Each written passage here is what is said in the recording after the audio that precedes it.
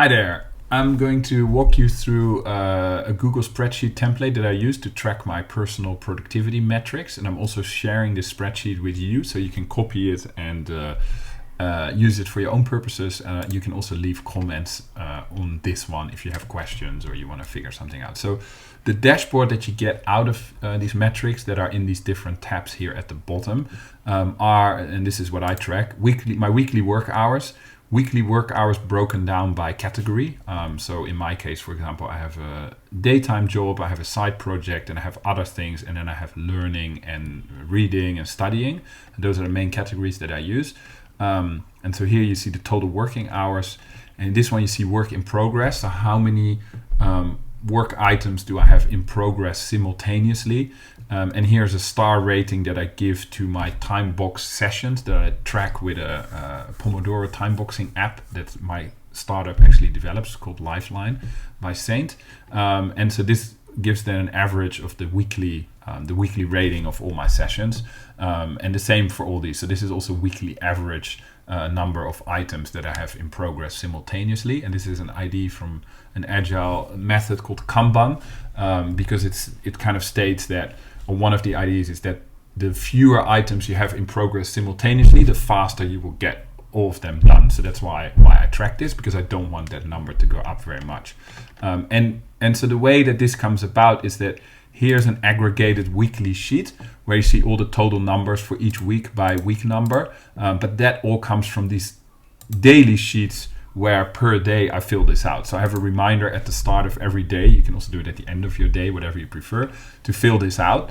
And so then I fill in these corresponding items. So this corresponds with the categories that I just highlighted, like my work at animals, Saint, my side project, and then other things, and then plus here reading and studying. And one reason why and this is also important to know if you want to copy this template for yourself, one reason why I split reading and studying is because I don't count that towards work hours. So if you see here this chart, for example, of hours worked per day, or here in these charts, weekly work hours, studying and learning is not included in those hours.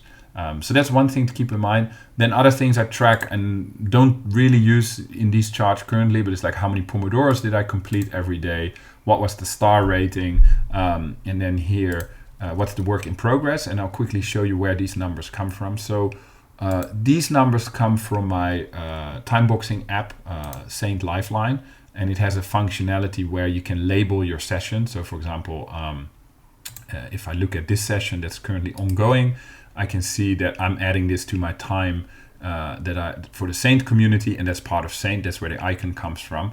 And so if I track my sessions in this way, then I can go to this overview where on a daily basis I can see in which categories I've spent my time, how I've rated it, how many Pomodoros. So in the morning I just go to this screen basically, and then I count up whatever has to go here. I count up what has to go there. I count up what has to go from these overviews basically, and from these star ratings here. And then the other thing I do to track work in progress is in Notion I have a board where I keep track of all my projects and tasks. And so here I have an in progress overview, and then I just get a neat list of everything that's currently in progress. My internet connection.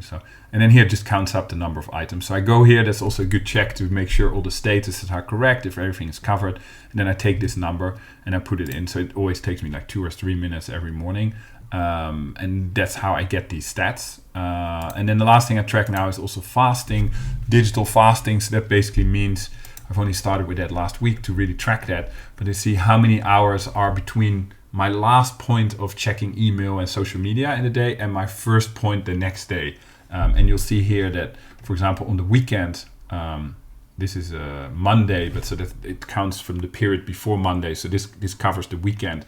On Saturday or Sunday, I usually don't use my computer. So then the number gets very high. And then during the week, it stops here. I'll link to another article about digital fasting in the description below. But so yeah, this is an overview. You can of course customize this however you want. But yeah, this is the sheet I use. You can visit it, you can comment on it, and help improve it if you want. And would love to see if how you apply it for yourself. Thanks for watching. Bye bye.